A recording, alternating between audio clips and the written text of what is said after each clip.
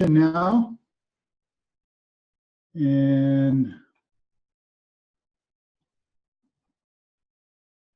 so I want to welcome everybody, our guests and our members, to Online Presenters.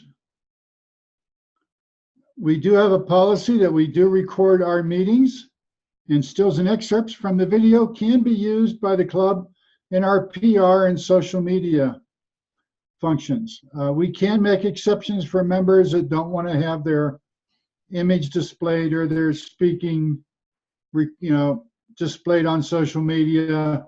Send those requests to David Carr if you don't want to be on the recorded video posted on social media.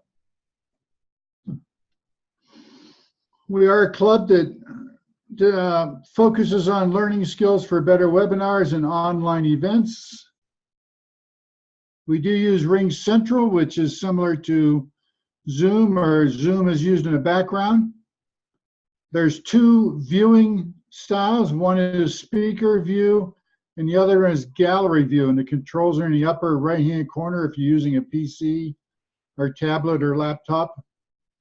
Also remind you to mute your microphone when you're not speaking so we don't hear backup noise. Another polite thing to do is try to keep chatting to a minimum during the prepared speaker so you can focus on listening to the prepared speaker. You can chat as much as you want after the speaker. Please be aware of who the timer is if you're speaking as a prepared speaker, evaluator, or table topics master. You can pin the timer on the screen if you want, but you can also use your own timing device to keep track of your time. If you're interested in joining or know somebody also wants to join, we have a join function on our website. Click that and fill out the information, and we'll be in touch with you. Typically, we require 6 speeches from Toastmasters to join, but if you don't have prior Toastmasters experience, we ask you to make a 1 to 2 minute speech, which I believe we're going to have 2 people do that this evening. So you'll see how that goes. And so now it's showtime. I'm going to turn the controls over to Lois, our Toastmaster of the day this evening. Thank you, Mr. President. Welcome, everyone.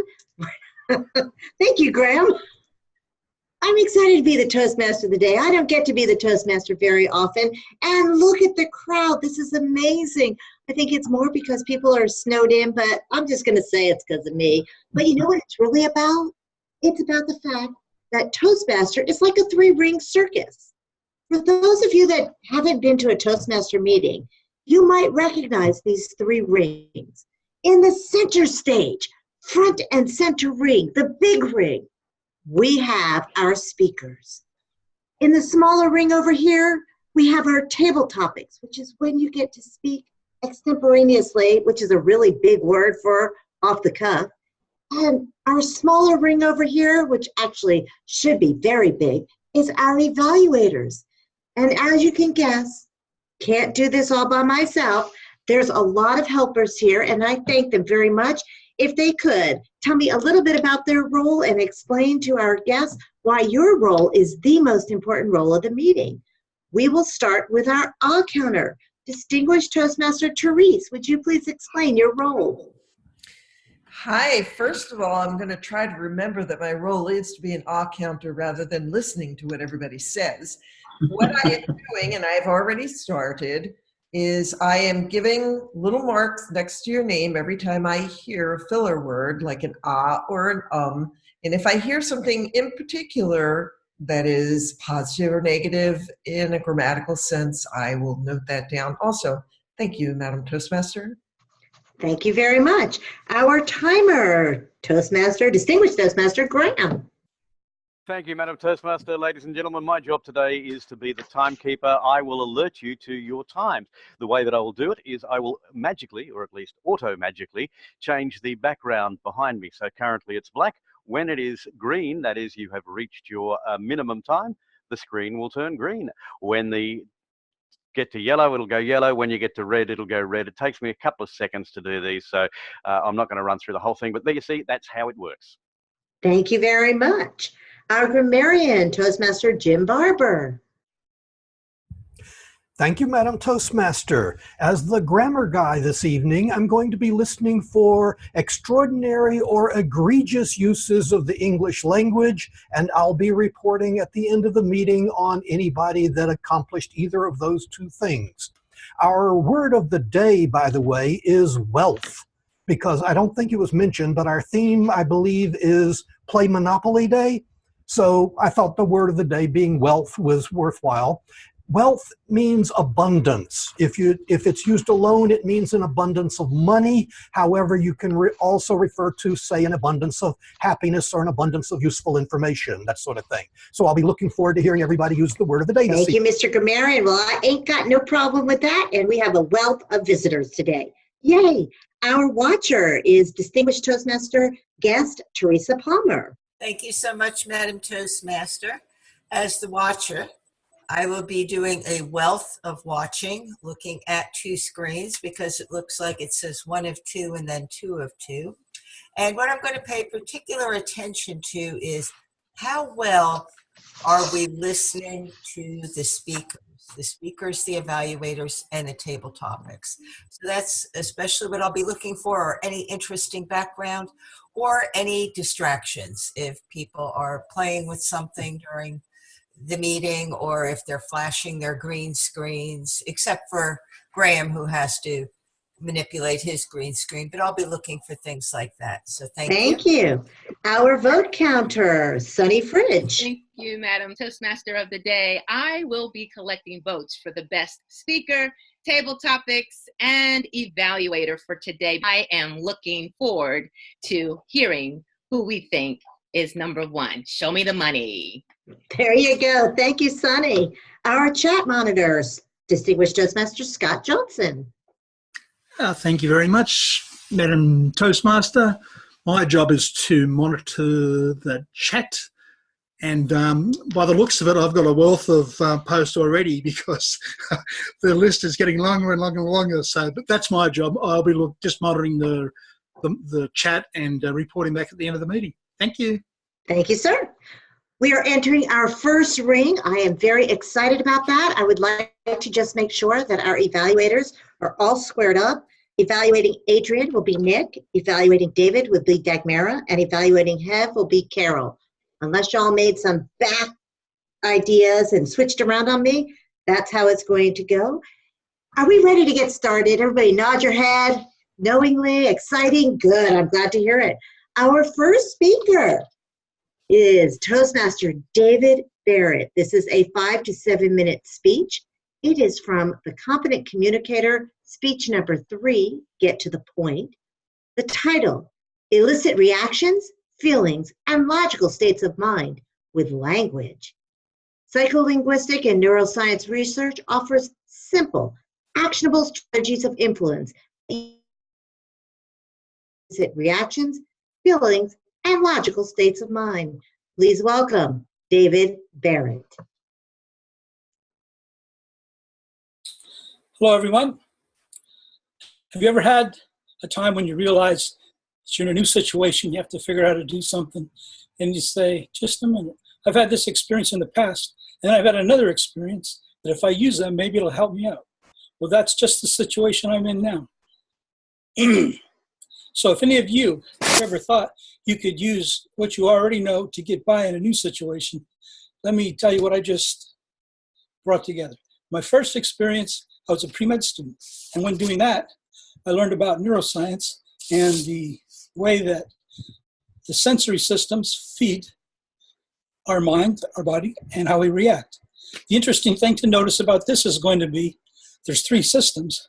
Which one's the quickest? Which ones override the others, and when?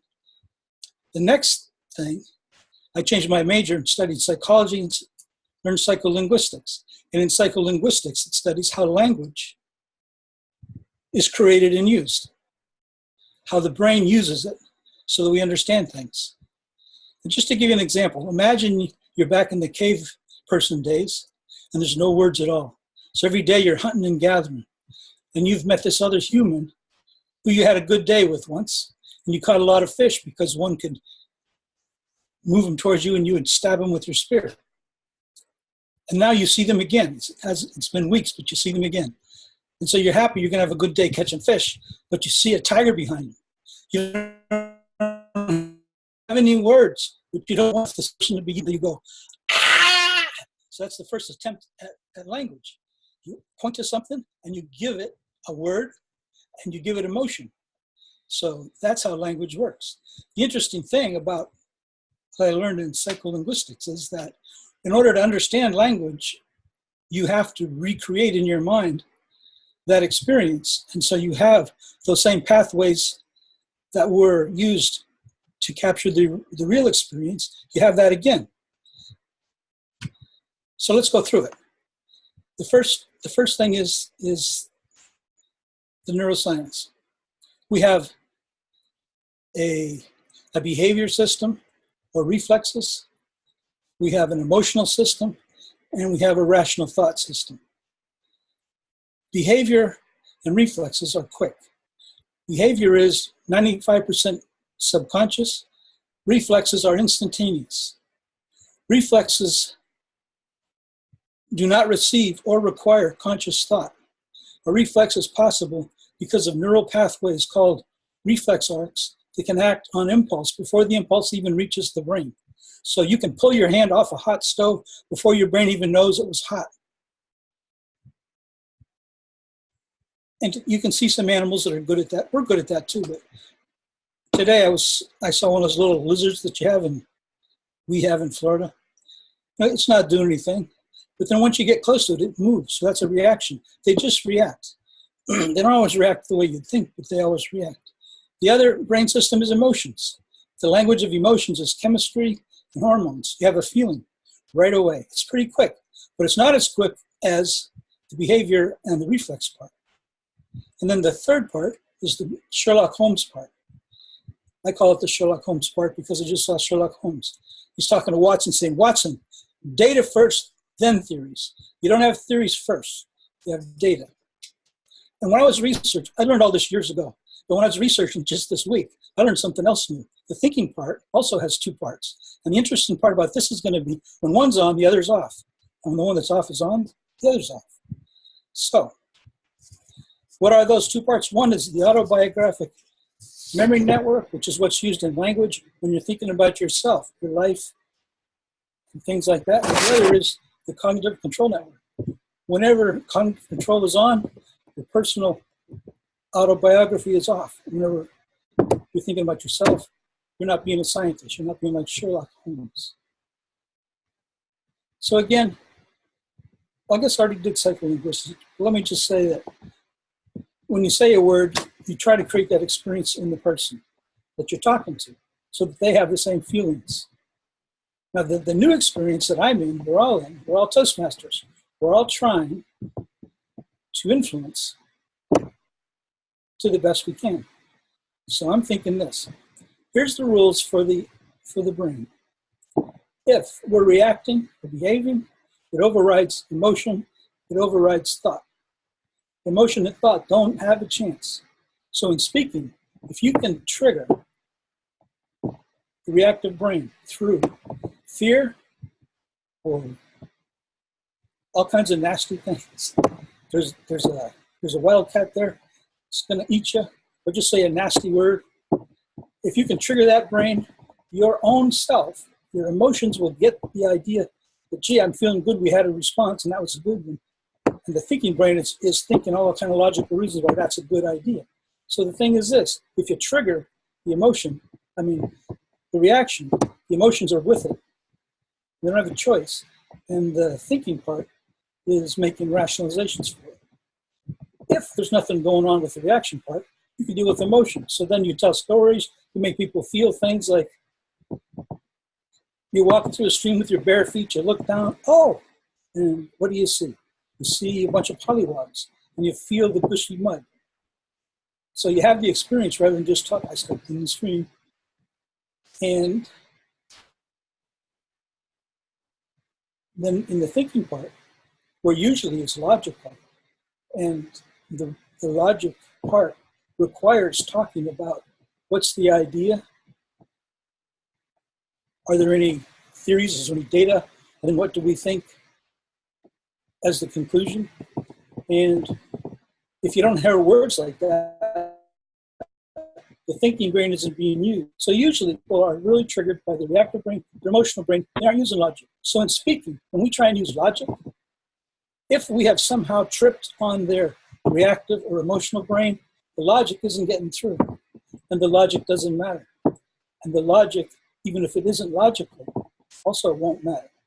So to be logical, you have to have a person that's logical and in that state at the moment, and don't trip over things. So the thing in speaking is when you're done with your speech and you've done the other things, what rhymes, what's alliteration, and all these other things, include the part, what did I do with their reactions?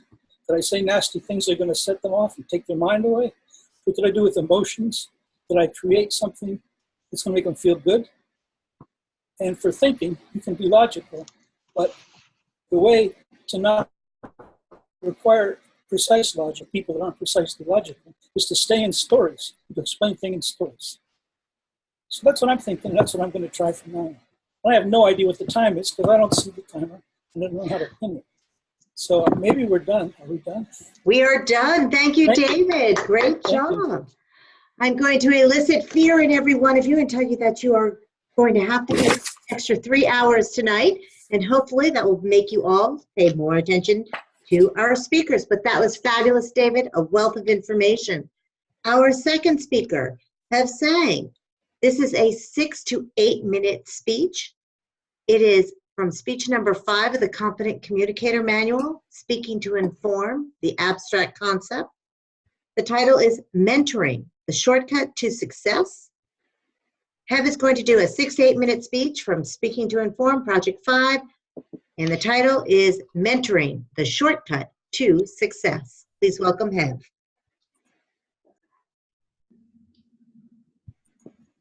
Some of you may already know me that I was born and grew up in Cambodia before I came to the US about 10 years ago. But what many people don't know is that after I came here for a few years, I always wanted to be a professional speaker. Even I did not know how to speak the language. So for all these years, when I look back, I realized that one of the main reasons why I didn't achieve the level of success that I want at the speed that I want is because I don't have a mentor. So mentoring can be a determining factor between loss and gain, pain and pleasure, failure and success. Now let me ask you this. Raise your hand if you have a mentor in Toastmasters. Okay, some of you. Now, raise your hand if you have a mentor for what you do professionally. Okay, some of you too, that's good. So, to me, mentoring is the transferring of information, knowledge, and wisdom without having you to accumulate enough experience and making mistakes. But in our society, we have been taught that experience is the best teacher. Mistake is the best teacher. The more experience you have, the more wisdom you got. But in real life, that is not really true. Because if experience is the best teacher, the older you get, the more wisdom you have. That's not true. And what many people don't realize is that experience is the slowest way to learn. And mistake is the costliest way of learning. Therefore, each of us should have a good mentor in our life. To me, a good mentor is someone who cares more about your future more than your present. Someone who is interested in your success more than your affection of them, and someone who wants to see the correction of you more than the celebration of you. But surprisingly, a lot of us have friends, and very, very few of us has a good mantra. And if you look at those at the top right now, they don't do it, they don't make it by themselves. They always have help along the way. Now look at Mark Zuckerberg. You know who his mentor was? Mark Zuckerberg was mentored by Don Graham, former chairman of Washington Post. Marissa Mayer, the Yahoo lady, was mentored by Google founders. And Jeff Bezos was mentored by hedge fund manager David Shaw. And what very interesting is your relationship, your association with somebody doesn't guarantee mentorship. I have a lot of friends in Philadelphia, but none of them can be my mentor because they're not qualified to do that. And your teacher, your mentor can be your teacher, but your teacher may not be your mentor. The difference is teacher is information focused and mentor is success focused. The difference between mentor and teacher is similar to the difference between friends and acquaintance. A friend is someone who knows everything about you and still like you. Now, I have one close friend in Philadelphia. I know everything about him and I still like him. I know his name, all his ex-girlfriends, and his parole officer. And I still like that guy.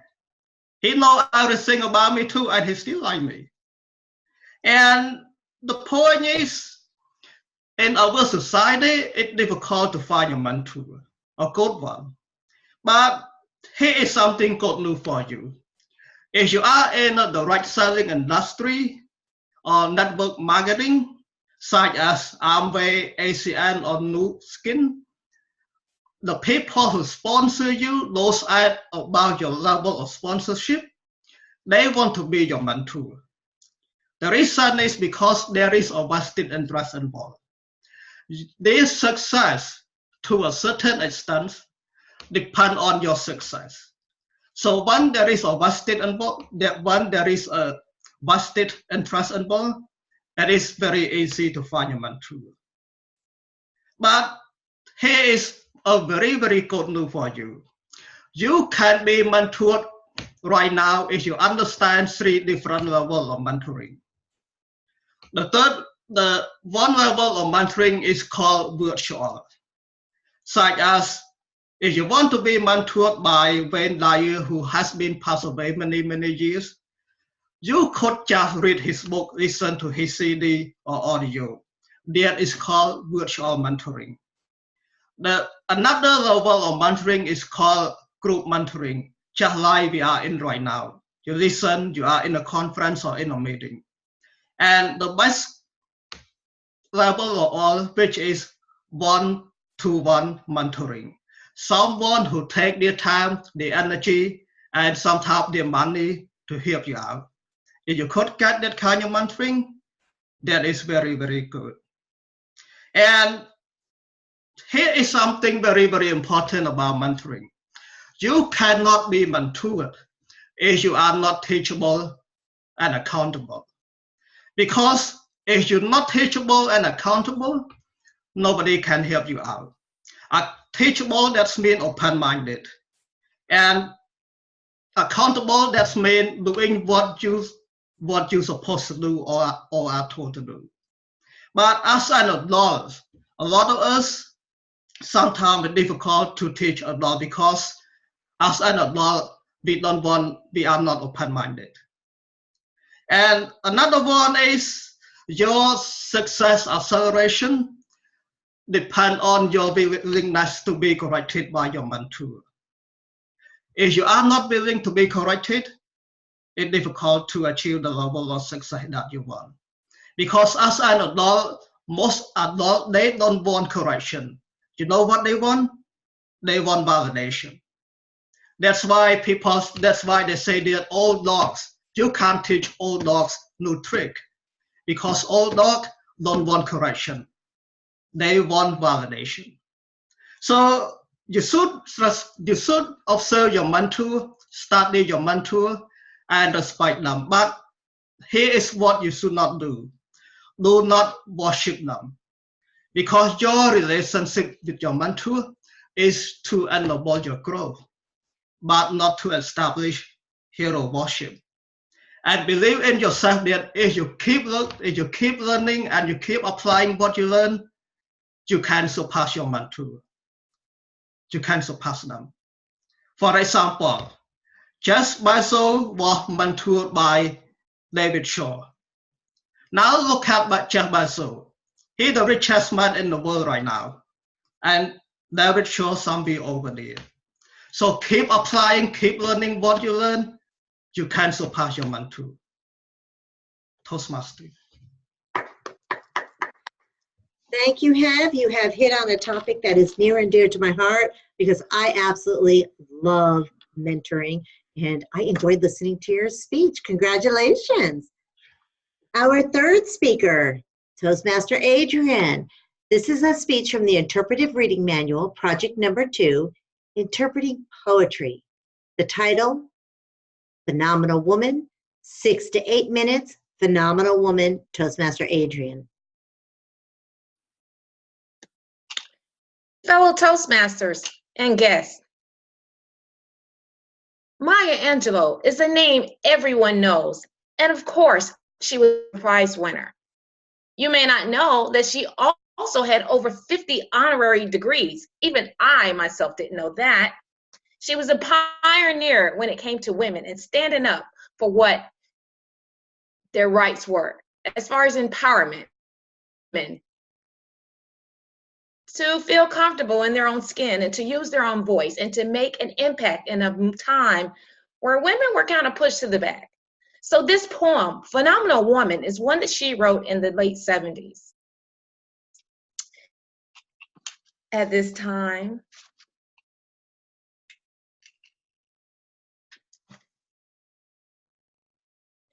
pretty women wonder where my secret lies.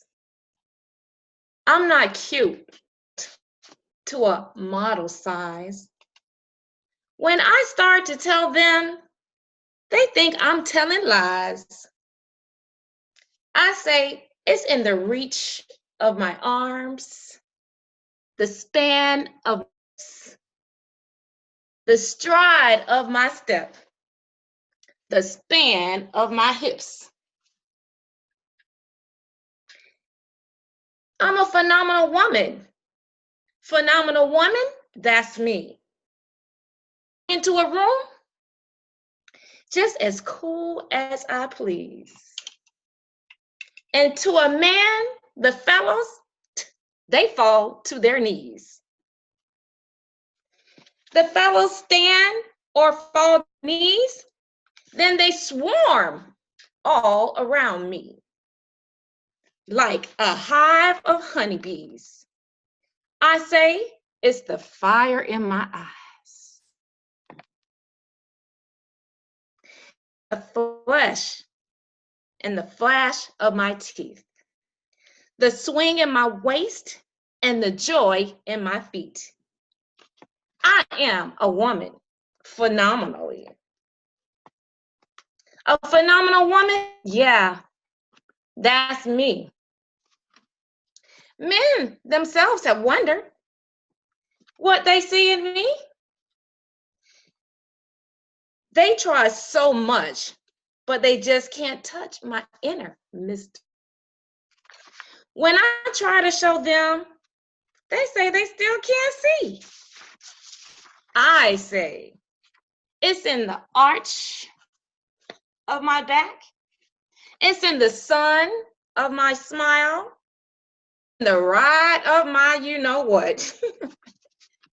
The grace of my style. I'm a woman, phenomenally. A phenomenal woman, yeah. That's me. You understand just why my head's not bowed. I don't jump and shout about. I don't have to talk real loud. When you see me passing, make you proud, I say, it's in the click of my heels. It's in the bend of my hair. It's in the palm of my hand. Need of my care. Because I'm a woman. Phenomenally. A phenomenal woman. That's absolutely me. This poem, my fellow Toastmasters, became known all over the world because it gave women a voice. No matter what you look like, no matter how you felt, it was how you carried yourself, how you were in your skin, how confident you were in who you were within. That was like a little push that rhyme. That was a phenomenal woman. Yeah, like me. When I thought about my story, I can say that I was a part of this person where when you're younger, you're not as confident. And as you start attracting men because, of course, as you grow, you get curves. And so now you start to feel yourself and you have a little bit more confidence. And then you get your style. You come up with your hat. You have your glasses. And now you have a little swag.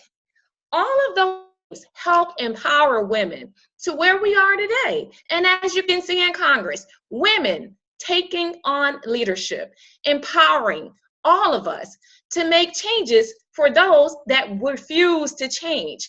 This story empowers not only feel good about yourself, to have confidence in your message, but to also to go forward and to encourage others to use their voice and give their message. It is something that Oprah recited and Maya Angelou for these stories. It was a definite change. I don't see Graham. It was a definite change on how women saw themselves. They were no longer in the back of the line. We were sitting on the back of the bus. We now had rights to vote, rights to do different things. Granted, it's through an amendment that constantly has to be revoted on for some people, but it gives us a voice. And when we learn our voice, we have an opportunity to empower ourselves, but to also empower others. So as I read this poem today, and it was difficult because I know people that have done this poem and they are orators and they do a phenomenal job with that. So I hope today I just gave you a little glimpse of Maya Angelou, a Pulitzer Prize winner who was instrumental in this life that we're on now. Take this message of encouragement and empowerment and apply it to your life. Maybe perhaps to the women, it could be to your daughters, it could be to your aunts or cousins or family members, or even someone that you're mentoring. To let them see that they have a phenomenal part of themselves, their lives, through their stride and how they carry themselves, how they hold their head up and not look down. And the confidence alone will help you to be phenomenal, phenomenal, phenomenal indeed.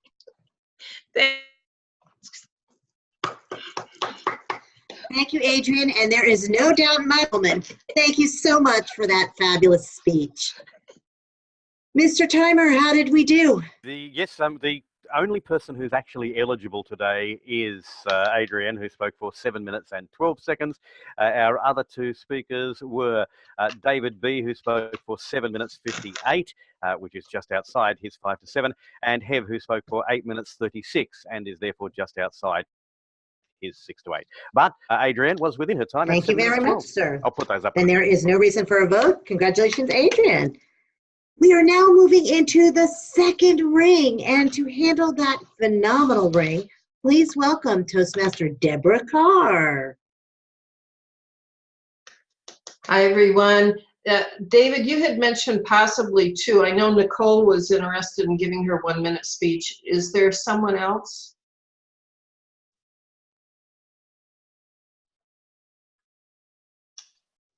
I only know of one. Okay, because maybe he can't hear me.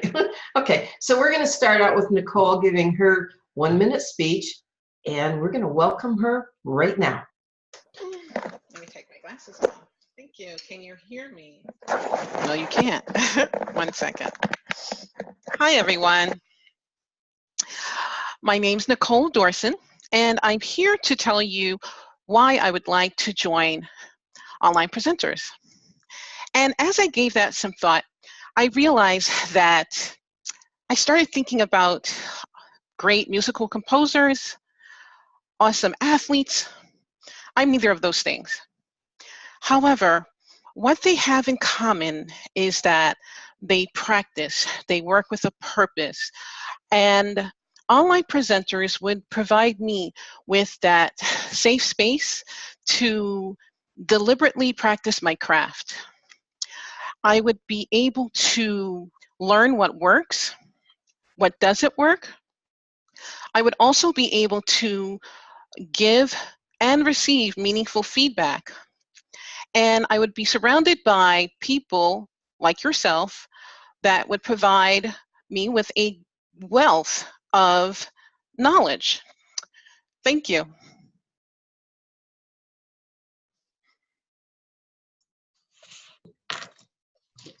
Deborah, for our guests, perhaps you could explain the timing requirements or have Graham do them?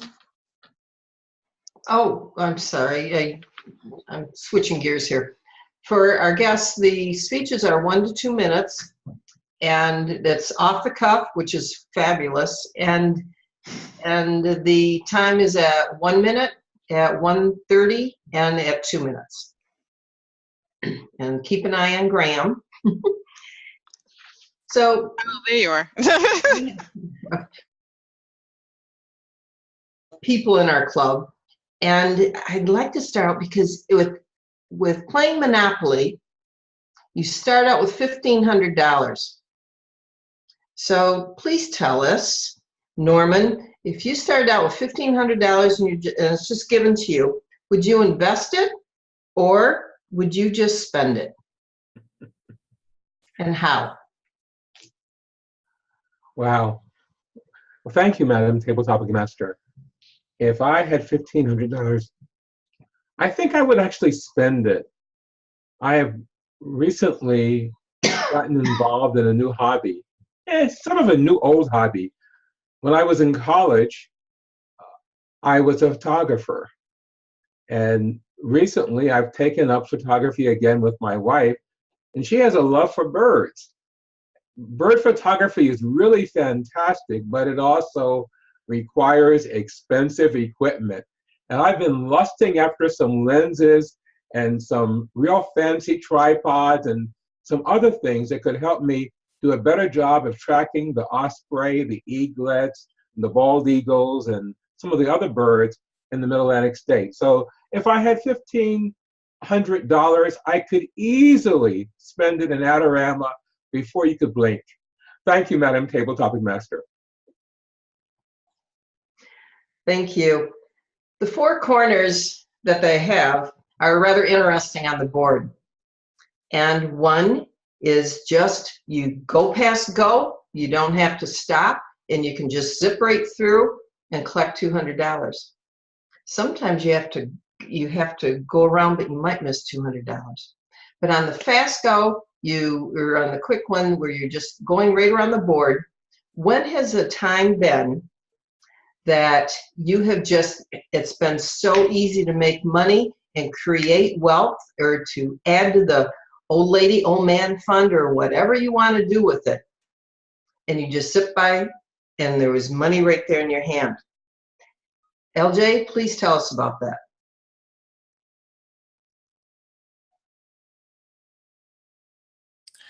So are we talking about the actual Monopoly game or real life?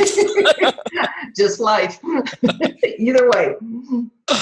Okay. Well, I don't know that I've ever had a go past go. I can't think of the term for it. Collect $200 in my life, but I guess I would say that if I did have that, that I would want to use it on building my business.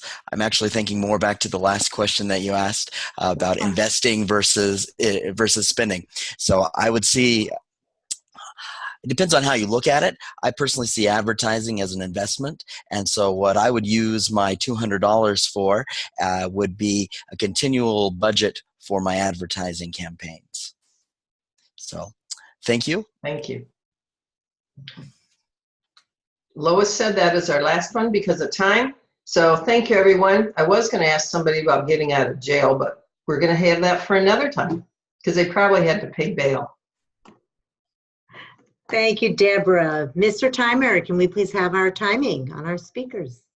Funnily enough, both of our speakers spoke for 1 minute and 2 seconds, which means that they are both eligible for the best table topics. So that's Norman and LJ, 1 minute and 2 seconds. They're both eligible. Thank you, sir. Please send your votes to Sunny, either Norman or LJ. I believe we are shaking up a little bit how we are going to be doing our meeting, and David Carr is going to take us through the evaluation phase. David, are you ready for the change? Maybe not. Yeah, no, I am. All right, David, take it away. We are in our third ring, ready to go. Okay. Ring number 3. Well, I think we should take them in the order in which people actually spoke. So we'll start with Dagmara. We'll be evaluating David Barrett. Dagmara.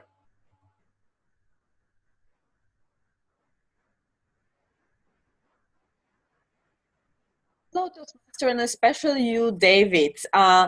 Neuroscience is such a fascinating topic, but it's also an extremely complex topic.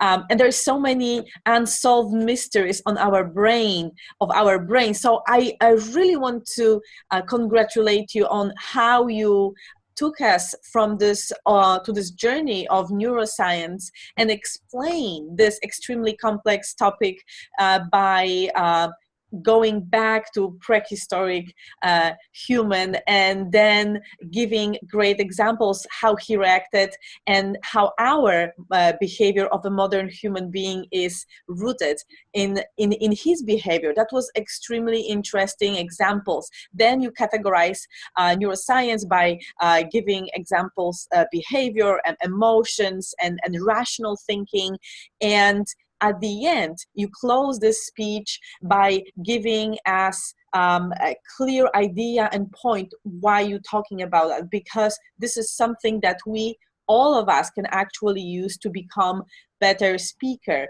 knowing that there are emotions that we can appeal to evoke some kind of reaction in people that we're speaking to, or we can appeal to the rational brain. So that was a really nice and smooth transition in terms of a journey that you took us to.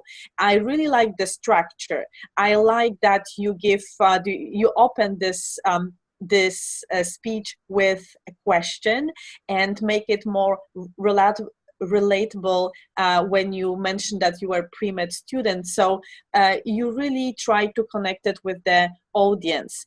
If there is something that would be that you can consider as changing or improving, maybe you should use transition when you are taking us from one point to another and explaining this extremely complex topic.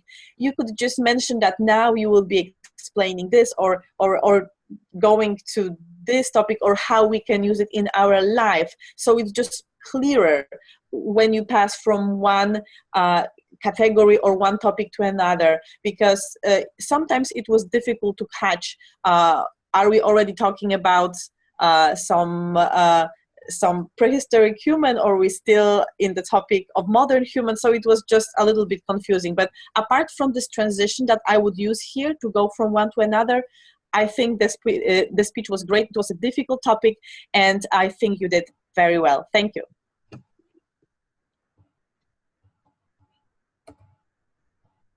Okay, that's back to me, isn't it? Yeah, okay. Wake up, David. Let's see. So our second evaluator, evaluating our second person who spoke, will be Carol Prahinsky, evaluating Hev Sang. Thank you, David. I am absolutely thrilled to listen to Hev and his wisdom on mentoring. I was pleasantly surprised at learning so many new aspects to mentoring. There was a couple areas that I was particularly impressed with. The first was regarding the different forms of mentoring, such as the virtual, you called it the virtual, group, and then the one-on-one. I'm most familiar with the one-on-one is what we talk about, but I love these other two aspects of mentoring. You also had some wisdom and wealth of wisdom in the words, mistake is the best teacher, and then you disagreed with that and said the experience is the slowest way to learn. I was impressed with that as well. Areas to work on. You mentioned to me earlier that you'd like me to focus on the pronunciation and enunciation of the different words that you had, and that is the most pressing area for you to work on. I noticed as you were pronouncing Mark Zuckerberg that you tended to rely on your Chinese interpretation of the letter Z or Z. So there's an opportunity there to shift over. You actually said Shuckleburr. So we want to get that out of there.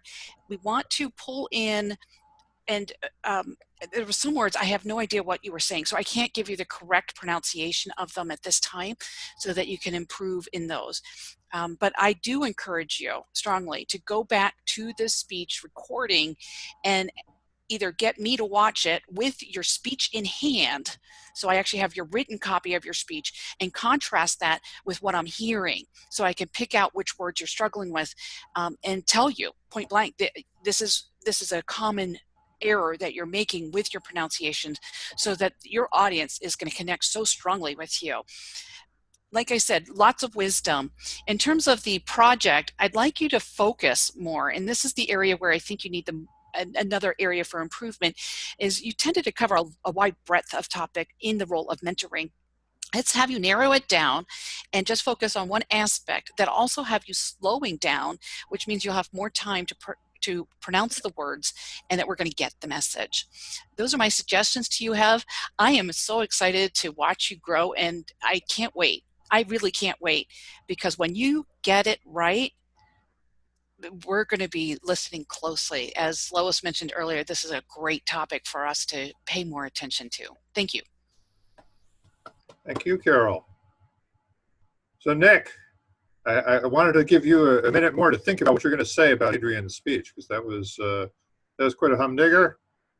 Nick, you're on.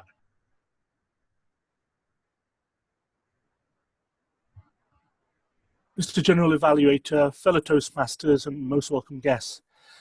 Phenomenal woman. Maya Angelou. It deals with the themes of oppression and being downtrodden while maintaining a strong and hopeful tone. Very uplifting. What Adrienne did was to mesmerize us with the written word of Maya, and delivered it with the style and class of her own. Maybe we should rename her Maya Adrienne.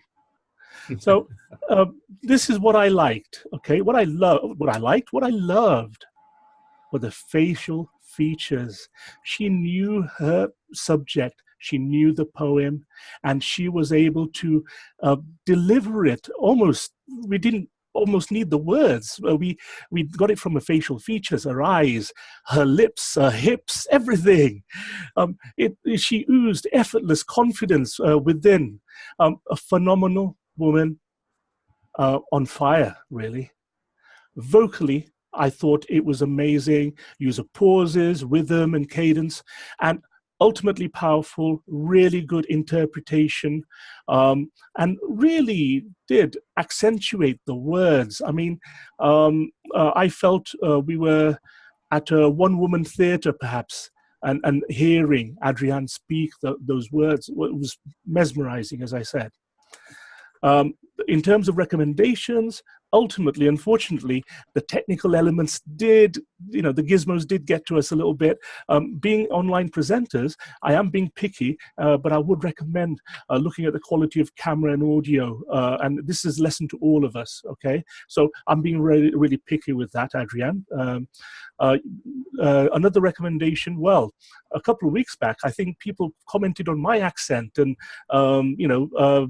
the way that I was speaking or the words I used. I think that your accent is beautiful. I love it. But it's very, very strong in some cases, especially when you're doing the reading. So I actually lost a little bit of the meaning, understanding, the nuances. Remember your audience. We're not just looking at America. We have a worldwide audience here. I don't know exactly how to do that. Maybe just really focus on practicing some of the more eloquent language that you use, okay? And finally, another recommendation, you were reading down a lot, and yes, you were giving us the show, but sometimes perhaps use a bit of paper around the camera. As you can see from here, I can actually put this here, and I can try and maintain as much eye contact as possible. In terms of the biggest commendation I can give you is your control, your voice, your tone, your pauses, amazingly powerful. You painted vivid pictures, explained them, you explained the poem to us all. In summary, lovely facial features, great visibility, great interpretation, a couple of recommendations, but you know what? Amazing, loved it. Thank you very much. All right. Now it's time to get a little bit of feedback from Mr. Grammar Person, or Grammar Guy, Jim Barber. What did you hear tonight? Yes, Mr. Toastmaster. In the interests of time, I'm going to be brief. David Barrett used the words neuroscience, reactive brain, psycholinguistics. I quit writing after that. I was getting writer's cramp. Have, I love the phrase, old dogs want validation. Great. You also have a wonderful way, a wonderful recognition of the power of three. You talked about 3 levels of mentoring, and at the beginning of your presentation, you outlined 3 things that I couldn't write them down, but it ended with failure and success. But you did it 3 times. That was very powerful. I like that. Adrienne, you used the words pioneer, instrumental, empowerment, swag, and of course these were your words. I won't go into what Maya Angelou said. All of our speakers did great. Mr. Toastmaster. Fantastic. Who picked up the watcher role? I know we had a substitution there. Oh, Teresa. Yes, thank you so much. The good news is there wasn't too much to watch because everybody was very intent on watching the speakers, the evaluators, the table topics. So that was a good thing. I didn't see any really unusual green screens or backgrounds. A couple of us have our authentic backgrounds. I have my kitchen. Someone else had an apartment. So we do have a few that are really authentic. I did like Graham with the timer. I love that idea of having the green, yellow, and red right behind you because you could see it clearly. A lot of times when people hold up a timing card, I know for myself, sometimes I see it out of the side of my eyes if I'm focused on delivering a speech or on speaking. So I really did appreciate that. Overall, lighting, I'm not the best one to talk about lighting because as you see, I kind of put lights on and off myself. Part of that is I recently had cataract surgery and now that I could see better, there's more light coming into my eyes, which the downside is it makes it a little bit more sensitive to fluorescent lighting. So that was kind of why I was switching around with lighting. But I think overall, everything went well. We do need to again, watch with lighting and video presence, and I know it's something that I'm working on. So thank you very much for having me in the role tonight. Perfect. Scott Johnston was our chat monitor this evening. What was going on in the chat? Anything good? Thank you very much, Mr. General Evaluator. Amazingly enough, before the meeting started, it was flowing like a river. And the thing I really liked about it is how supportive and friendly people are. The people are inquiring, "Oh, great to see you. How are you?" And the courtesy and respect during the speeches was another really big focus, that there was extremely minimal comments when the speeches were happening. Everybody was so concentrated on looking at the speeches and hearing them, and then they left their comments till after the speech was over. And there was quite a lot of support for all three speakers. So congratulations to everybody for showing the speakers their courtesy and respect that they duly deserve, and keep the chat happening. Back to you, Mr. J.E. All right. Well, we should hear from the counter. Don't like to save that for the very end, because then I can squeeze in some ahs and ums and so's and some other things towards the end. But Therese, what do we have so far? Oh, you guys were really gentle to me. Look at the size of this crowd. So we have Scott Johnson has 7, Norman has 1, Nicole 2, Teresa 1, and then we have a few biggies. We have Dagmara has 15, LJ has about 12, and David. No.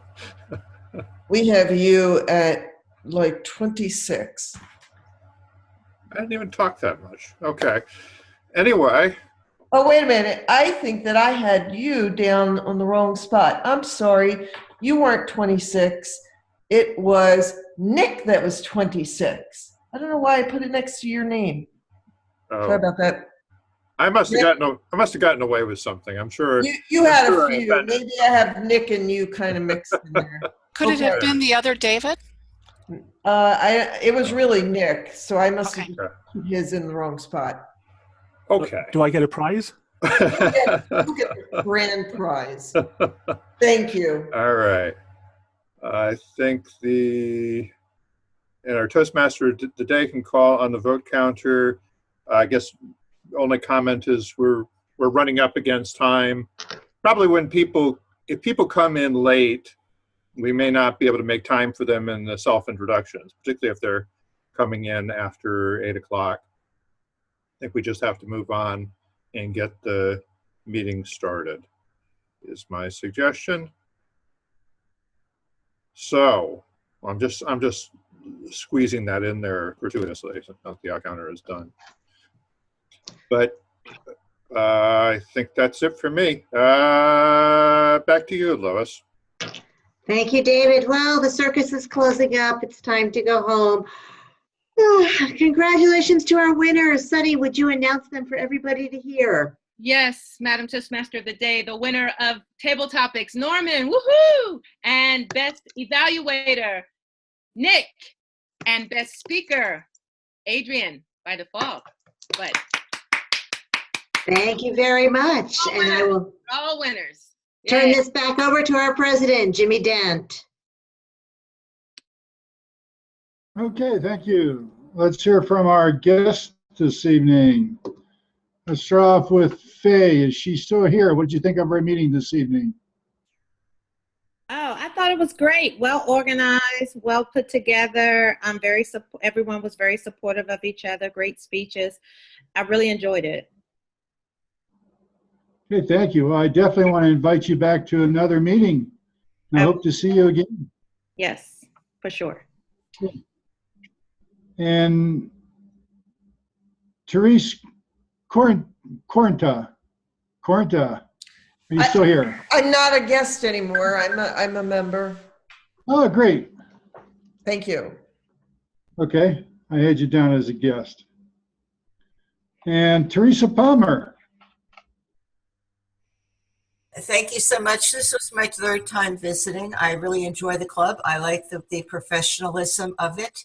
The fact that everyone really, the speeches were phenomenal. I really enjoyed the 3 speeches. I enjoyed the evaluations. I like that the evaluations really get to the heart of the matter and don't just say everything is wonderful, you're fantastic, you're a world champion speaker, so be it. It really gives constructive criticism. And I always appreciate that. because I think that that's probably one of the most important things that is Toastmasters that we learn is, you know, we all learn from each other, and it's good to hear all those things. So I'm going to join. Right now, I'm doing a couple of things with a couple other clubs, so I probably won't be joining until closer to the new year. So if that's all right with people, if you'll have me back as a guest, if I can come back as a guest, that would be great. If I can't, I understand. I know some clubs do have a limit 3 times. No, you're welcome to come back as a guest. Yes. Thank And you I'm so sure much. Lois will keep in touch with you. Okay, thank you so And much. next is LJ. Well, thank you guys for having me tonight. I really appreciate it. I enjoyed the meeting very much. One thing I'll mention is that as I said in my introduction, I've been evaluating a few different clubs, and I would really say the level of professionalism and the quality of the speeches in this meeting surpasses some of the other ones I've been to. So I really enjoyed that. Thank you again. Thank you. And Peggy. Yes, I thought it was a great meeting. I visited, this is my second online club, and I thought this one was very well managed with time. Some clubs tend to run over, but your group seemed to stick with the time limits and valued our time as well as your time. So I thought that was a great job. And I'd like to come back and visit another time or two. I've been having troubles with my internet connection, and I lost you guys a couple times, but I may be able to fix that. Okay. Well, you're definitely invited back to visit us again. Okay. Thank you. And last is Nicole, who gave her table topic speech tonight about joining. Hi, everyone. So what's my feedback? My feedback is that the speeches were very valuable. I learned, I gained a wealth of knowledge once again. I do appreciate you all letting me visit and also letting me speak.